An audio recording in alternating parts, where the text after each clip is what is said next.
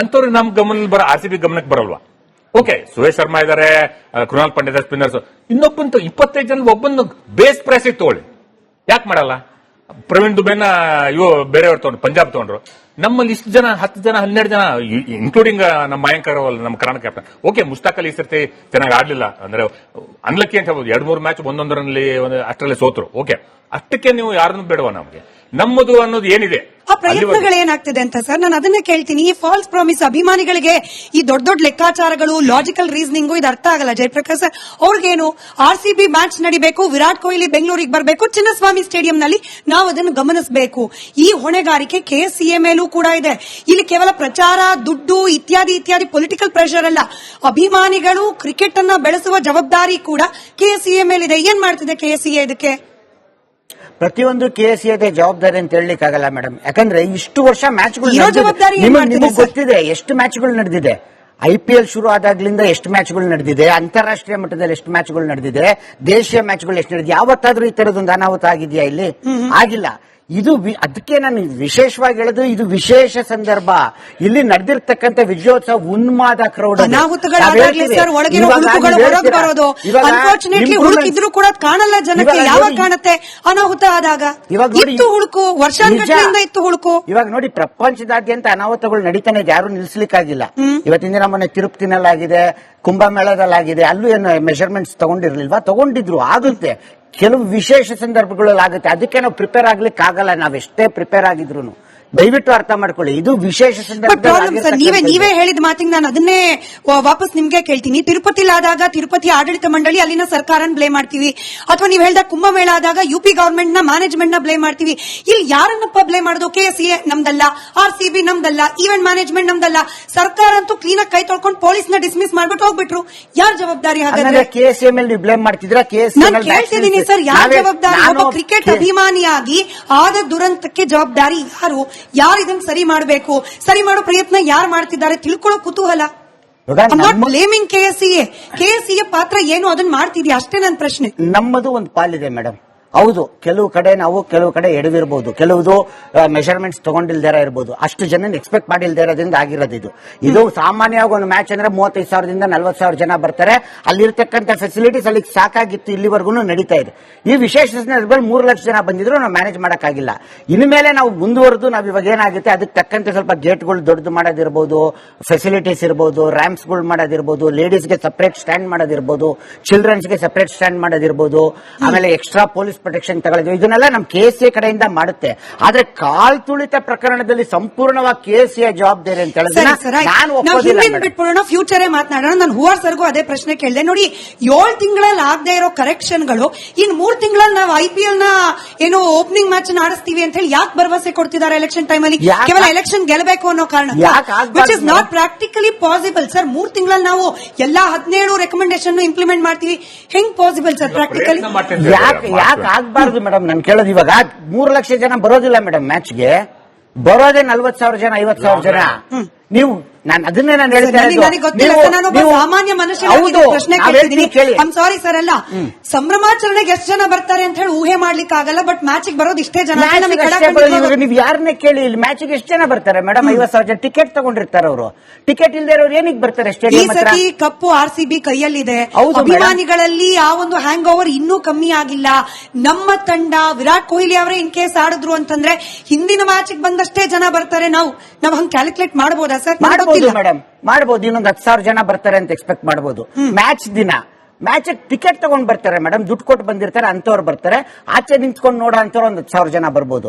ಅದು ಬಿಟ್ಟು ಇದು ಬಂದಿತ್ತಲ್ಲ ಈ ಕ್ರೌಡ್ ಯಾವತ್ತು ಕಾಲ್ ತೊಳಿತ ದಿನ, ಅದು ನನ್ನ ಪ್ರಕಾರ ಪ್ರಪಂಚದಲ್ಲಿ ಯಾರು ಊಹೆ ಮಾಡದೇ ಇರೋಂತ ಒಂದು ಪರಿಸ್ಥಿತಿ ನಿರ್ಮಾಣ ಆಗಿದೆ. ಇವಾಗ ಅವಕಾಶ ಸಿಗ್ತಿರೋದು ಯಾಕೆ? ಫೆಸಿಲಿಟಿ ಸರಿ ಇಲ್ಲ ಅಂತ ಹೇಳಿ. ಇದನ್ನ ಇಂಪ್ರೊಮೈಸ್ ಮಾಡ್ಲಿಕ್ಕೆ ಏನ್ ಮಾಡ್ತಿದೆ KCA? ಮಾಡಿದೆ, ಇವತ್ತಿಗೂ ಮಾಡ್ತಾ ಇದೆ, ಮುಂದಕ್ಕೂ ಮಾಡುತ್ತೆ ಮೇಡಮ್. ಅದ್ರಲ್ಲಿ ಏನು ಇದು ತಪ್ಪೇ ಇಲ್ಲ. ಆಡಳಿತ ಮಂಡಳಿ ಹಳೇದಿರ್ಲಿ ಹೊಸದಿರ್ಲಿ ಕ್ರಿಕೆಟ್ ಆಡಿಸ್ಬೇಕನ್ನೋದಕ್ಕೆ ಎಲ್ಲಾರು ಬರ್ತಾ ಇರೋದಿಲ್ಲ. ಈಗ ಅಲ್ಲಿ ಆಡಳಿತ ಮಂಡಳಿ ಇರೋದು ಅದಕ್ಕೇನೆ, ಪ್ರೇಕ್ಷಕರು ಬರೋದನ್ನು ಕ್ರಿಕೆಟ್ ನೋಡ್ಬೇಕಂತಾನೆ, ಎಲ್ಲರಿಗೂ ಅದೇ ಉದ್ದೇಶ, ಒಳ್ಳೆ ಉದ್ದೇಶನೇ ಇರೋದು. ಈ ಬ್ಲೇಮ್ ಗೇಮ್ ಅನ್ನೋದು ಎಲ್ಲಾ ವಿಚಾರದಲ್ಲೂ ನೋಡ್ಕೊಂಡ್ ಬಂದ್ಬಿಟ್ಟಿದೀವಿ ನೋಡಿ. ದುರಂತ ಆಗೋವರೆಗೂ ಎಲ್ಲಾ ಚೆನ್ನಾಗಿ, ದುರಂತ ಆದ್ಮೇಲೆ ನಮಗ್ ಗೊತ್ತಿಲ್ಲ ಹೋಗ್ಲಿ, ಸುಧಾರಣೆ ಮಾಡ್ಕೊಳ್ಳೋ ಪ್ರಯತ್ನ ಸರ್ಕಾರ ಎಷ್ಟು ಬೇಜವಾಬ್ದಾರಿಯಿಂದ ಈ ದಿನದವರೆಗೂ ನಡ್ಕೊಳ್ತಿದೆ ನಮಗ್ ಗೊತ್ತಿದೆ. ಪೊಲೀಸ್ ಇಲಾಖೆಂತೂ ನಾವು ರಿಸ್ಕ್ ತಗೊಳಕ್ಕೆ ರೆಡಿ ಇಲ್ಲ ಅನ್ನೋ ಮನಸ್ಥಿತಿಗೆ ಬಂದ್ಬಿಟ್ಟಿದೆ. ಪರ್ಮಿಷನ್ ಕೊಡದೇ ಇರೋದಕ್ಕೆ ಕಾರಣ KSE ಎಲೆಕ್ಷನ್ ನಾವು ಮಾಡ್ತಿದೀವಿ. ಹಂಗಾದ್ರೆ ಕ್ರೀಡಾಭಿಮಾನಿಗಳಿಗೆ ಉತ್ತರ ಕೊಡ್ಬೇಕಾಗಿರೋದು ಯಾರು ಅಂತ, ಅದ್ರ ಜೊತೆಗೆ ಅನುಭವಿಸೋರು ಯಾರು? ಮತ್ತದೇ ಜನರು, ಅದೇ ಜನಸಾಮಾನ್ಯರು. ಅದು ಇನ್ನೊಂದು ಹೇಳಿದೆ, ಇವರು ಇಲ್ಲೇ ಇದ್ದಾರೆ ಸ್ನೇಹಿತರು ಹೇಳ್ದಂಗೆ ಅವರೆಲ್ಲ ಮೆಂಬರ್ಗಳು, ಅವ್ರ ಪರವಾಗಿ ಮಾತಾಡಬೇಕು, ಅವ್ರ ವಿರುದ್ಧವಾಗಿ ಮಾತಾಡಕ್ಕಾಗಲ್ಲ ಅವರು. ಯಾಕಂದ್ರೆ ನಿಜವಾಗೂ ನೊಂದಿರೋರಿಗೆ ಗೊತ್ತಿರುತ್ತೆ. ಇಲ್ಲಿ ಹೋಗ್ಲಿ KS ಒಳಗೆ ಎಷ್ಟು ಜನ ಮೂಲ ನಿವಾಸಿಗಳಿದ್ದಾರೆ, ಬೆಂಗಳೂರು ಮೂಲ ನಿವಾಸಿಗಳು ಮೆಂಬರ್ಶಿಪ್ ಇದ್ದಾರೆ ನೋಡಿ, ಅದೊಂದು. ಎರಡನೇದು, ಎಷ್ಟು ಜನ ಕ್ರಿಕೆಟರ್ಸ್ ಅಲ್ಲಿ ಮೆಂಬರ್ ಇದ್ದಾರೆ ನೋಡಿ ತೋರಿಸ್ಬಿಡಿ. ಅಲ್ಲಿ ಇರೋರೆಲ್ಲ ಹೊರ ರಾಜ್ಯದವರು, ಹೊರಗಡೆಯಿಂದ ಬಂದಿರೋರು, ಮತ್ತೆ ಆಂಟಿ ಎಲಿಮೆಂಟ್ಸ್ ಅವರೇ ಅಲ್ಲಿ ಇರೋದು. ಅಲ್ಲೇನು ನಾ ಹಿಂದೆ ಒಂದು ಹಾಕಿದೆ, ಚತುರ್ವೇದಿ ಅವರು ಇರುವಾಗ, ಗವರ್ನರ್ ಆಗಿರುವಾಗ ಅಲ್ಲಿ ರಾತ್ರಿ ಎಲ್ಲ ಬಾರ್ ಅದು ಕೊಟ್ಟಿರೋ ಕ್ರಿಕೆಟ್ ಆಡ್ಲಿಕ್ಕೆ ಹೊರತು ಅಲ್ಲಿ ಬಾರ್ ಅಂಡ್ ರೆಸ್ಟೋರೆಂಟ್ ಮಾಡ್ಕೊಂಡ್ಬಿಟ್ಟಿದ್ದು, ಫುಲ್ ನೈಟ್ ಎಲ್ಲ ಕುಡ್ಕೊಂಡಿದ್ದಿರ್ತು. ಅದಕ್ಕೆ ನಾನು ಕೇಸ್ ಹಾಕಿ ರೈಡ್ ಮಾಡಿಸಿದ್ದೆ. ಅವಾಗ ಬ್ರಿಜೇಶ್ ಪಟೇಲ್ ಮತ್ತೆ ನಾಗರಾಜ್ ಅವರು ಇದ್ರು, ಅವ್ರು ಅಪ್ಸ್ಕೊಂಡಿದ್ರು, 1 ಮಂತ್ ಸಿಕ್ಕಿರಲಿಲ್ಲ. ಅವಾಗ ಆ ಕ್ಲಬ್ 10 ಗಂಟೆಗೆ ಕ್ಲೋಸ್ ಮಾಡಕ್ ಸ್ಟಾರ್ಟ್ ಮಾಡಿ, ಆ ಕ್ಲಬ್ ಸ್ಟಾರ್ಟ್ ಮಾಡೋದು ಎಲ್ಲಾ ಕ್ಲಬ್ಗಳು ಸ್ಟಾಪ್ ಮಾಡಿದ್ರು. 10 ಗಂಟೆ ಮೇಲೆ ಯಾವ್ದು ಇಲ್ಲ, ಡ್ರಿಂಕ್ಸ್ ಸಪ್ಲೈ ಇಲ್ಲ ಅಂತ. ಇವಾಗ ಸರ್ಕಾರನೇ ಅವರಿಗೆ ಪರ್ಮಿಷನ್ ಕೊಟ್ಟಿದೆ, ರಾತ್ರಿ ಎಲ್ಲ ಕುಡ್ಕೊಂಡು ಕುಡೀರಿ ಅಂತ. ಆ ತರ ಇರುವಾಗ ಇವಾಗ ಮುಂದೆ ಆವಾಗ ಜನರೇಷನ್ಗೂ ಈ ಜನರೇಷನ್ಗೂ ಬಹಳ ಇದೆ. ಇವಾಗ KSE ಅವರು ಇವಾಗ ಕಟ್ಲಿಕ್ಕೆ ಸ್ಟಾರ್ಟ್ ಮಾಡ್ದಂದ್ರೆ ಇನ್ನೊಂದು ಅಟ್ಲೀಸ್ಟ್ 3 ವರ್ಷನೇ ಬೇಕೇ ಬೇಕು. 3 ವರ್ಷ ಅಷ್ಟೊತ್ತಿಗೆ ಇನ್ನು ಮತ್ತೆ ಎಷ್ಟು ಜನ ಪಾಪ್ಯುಲೇಷನ್ ಆಗಿರ್ತಾರೆ ಅದು ಯೋಚನೆ ಮಾಡಿ. ಮತ್ತೆ ಅವಾಗ ಇವ್ರಿಗೆ ಎಷ್ಟು ಪಾರ್ಕಿಂಗ್ ಪ್ಲೇಸ್ ಬೇಕು? ಈಗಿರೋದೇ 25,000 ಜನಕ್ಕೆ. ಅವಾಗ ಇವ್ರು ಕಟ್ಟೋದೇ ಒಂದು 50,000 ಜನಕ್ಕೆ ಕಟ್ತಾರೆ ಅನ್ಕೊಳ್ಳಿ. 50 ಜನಕ್ಕೆ ಪಾರ್ಕಿಂಗ್ ಎಲ್ಲಿ ಮಾಡ್ತಾರೆ? ಏನ್ ಕಬ್ಬನ್ ಪರ ಹೊಡ್ಕೋಬೇಕಂತ ಏನಾರು ಬರ್ತಾ ಇದ್ದಾರಾ? ಅಥವಾ ಅಕ್ಕಪಕ್ಕದಲ್ಲಿ ಯಾವ್ದೊಂದು ಜಾಗ ಇದೆಯಾ? ಯಾವ್ದು ಇಲ್ಲ. ಹೇಳೋದು ಒಂದು ನಾವು ಯಾವ್ದು ಮರಿಬಾರ್ದಂದ್ರೆ ನಮ್ಮ ಫ್ಯಾನ್ಸ್, ಅವರಿಂದ ಕ್ರಿಕೆಟ್ ಇವಷ್ಟು ಇದಾಗಿರೋದು. ಇದೇನಾಗ್ತಿದೆ ಅಂದ್ರೆ ನಾವು ಬೇರೆ ವೋಟಿಂಗ್ ಮೆಂಬರ್ಸ್, ನಾವು ವೋಟ್ ಹಾಕ್ತಿವಿ, ಕಾಕ್ಟೇಲ್ ಡಿನ್ನರ್ ಕುಡ್ಕೊಂಡು ಡ್ಯಾನ್ಸ್ ಮಾಡ್ಕೊಂಡು ಎಂಜಾಯ್ ಮಾಡ್ಕೊಂಡು ಇವರು ಡಿಸಿಷನ್ ತಗೊಳಕ್ಕೆ ಬಂದ್ಬಿಟ್ಟಿದೆ. ಇವರು ಜನನ ಮರ್ತ್ಬಿಟ್ಟಿದ್ದಾರೆ, ಫ್ಯಾನ್ಸ್ ನ ಮರ್ತ್ಬಿಟ್ಟಿದ್ದಾರೆ. ಫ್ಯಾನ್ಸ್ ಇಂದ ಕ್ರಿಕೆಟ್ ಇಷ್ಟು ಮುಂದಕ್ಕೆ ಬಂದಿರೋದು. ಇವಾಗ RCB ಫಾಲೋಯಿಂಗ್ ಇದೆ ಅಂದ್ರೆ ವಿರಾಟ್ ಕೊಹ್ಲಿ. ಯಾಕೆ ವಿರಾಟ್ ಕೊಹ್ಲಿನೇ ಉಟ್ಕೊಂಡ್ ಬರ್ತಾರೆ ಜನ ಅಂದ್ರೆ ಅದು ಬಂದಿದೆ. ನಾವ್ ಹೇಳೋದು, KS ಏನೇ ಇರ್ಲಿ, ಯಾರೇ ಇದ್ರು ಫ್ಯಾನ್ಸ್ ಬಗ್ಗೆನೂ ಅವರು ಇಂಟ್ರೆಸ್ಟ್ ತೋರಿಸಬೇಕಾಗಿದೆ. ಅವ್ರನ್ನು ನೋಡ್ಬೇಕು, ಅವರಿಂದ ನಾವು ಬೆಳೆದಿದೀವಿ ಅಂದ್ಬಿಟ್ಟು. ನಾವೇ 2,800 ಜನನ ಏನೋ ಒಂದಷ್ಟು ಜನ ವೋಟಿಂಗ್ ಮೆಂಬರ್ಸ್ ಇದ್ಬಿಟ್ಟು ನಾವೇ ನಡೆಸ್ತೀವಿ ಅಂದ್ರೆ ಕ್ರಿಕೆಟ್ ಇಲ್ಲ. ಮುಂಚೆ ತರ ನಡೀತಿತ್ತು, ಈಗೆಲ್ಲ ನಾವು ಮುಂದಕ್ಕೆ ನಿಂತಿದ್ದೀವಿ. ಯಾಕಂದ್ರೆ ನಾವು ಒಂದು ಫೋರಂ ಮಾಡ್ತಾ ಇದೀವಿ, ವೆಲ್ಫೇರ್ ಫೋರಂ ಮಾಡ್ತಾ ಇದೀವಿ. ಇದೆಲ್ಲ ಮುಂದಕ್ಕೆ ಬಿಡೋದಿಲ್ಲ. ನಾವು ಇಷ್ಟ ತನಕ ನೋಡ್ಬಿಟ್ಟಿದ್ದೀವಿ, ಇನ್ ಮುಂದೆ ಇದನ್ನ ಬಿಡೋದಿಲ್ಲ. ಆದ್ರೆ ಈಗ ನನಗೆ ಭರವಸೆ ಇರೋದಂದ್ರೆ ಒಳ್ಳೆ ಕಮಿಟಿ ಬಂದಿದೆ. ಒಂದಿಬ್ಬರು ಇದಾರೆ ಕಪ್ ಚುಕ್ಕೆ ಬಿಟ್ಟು ಒಳ್ಳೆ ಕಮಿಟಿ ಬಂದಿದೆ. ಅವ್ರಿಗೆ ಇಂಟ್ರೆಸ್ಟ್ ಇದೆ ಕ್ರಿಕೆಟ್ ನ ಮುಂದೆ ತಗೊಳಕ್ಕೆ ಅಂದ್ಬಿಟ್ಟು. ಯಾಕಂದ್ರೆ ನಮ್ಮ ಕ್ರಿಕೆಟ್ ನ ಎಷ್ಟಂದ್ರೆ ಜನನೂ ಮಾರಾಟ, ಜನ ಸತ್ರು ನಮ್ಗೆ ಯಾವ ಲೆಕ್ಕನೂ ಇಲ್ಲ, ನನಗೆ ದಿಮಾಗಿದೆ, ನಾನ್ ಪವರ್ ಹೋಗಿರ್ತೀನಿ ಅಂದ್ಬಿಟ್ಟು ಆಟಿಟ್ಯೂಡ್ ಇತ್ತು. ಅದನ್ನ ನಾವು ಬಿಡಬಾರ್ದು, ಫ್ಯಾನ್ಸ್ ನ ಮರಿಬಾರ್ದು. ನಿಜ. ಬಟ್ ಯಾವ ಲೆವೆಲ್ಗೆ ಬಂದ್ಬಿಡ್ತಿರು ಕಣ್ವಿ ಸರ್ ಅಂದ್ರೆ, ಕಡೆಗೆ ವಿರಾಟ್ ಕೊಹ್ಲಿ ಅವರನ್ನ ಕೂಡ ವಿಲನ್ ಮಾಡ್ಬಿಟ್ರು.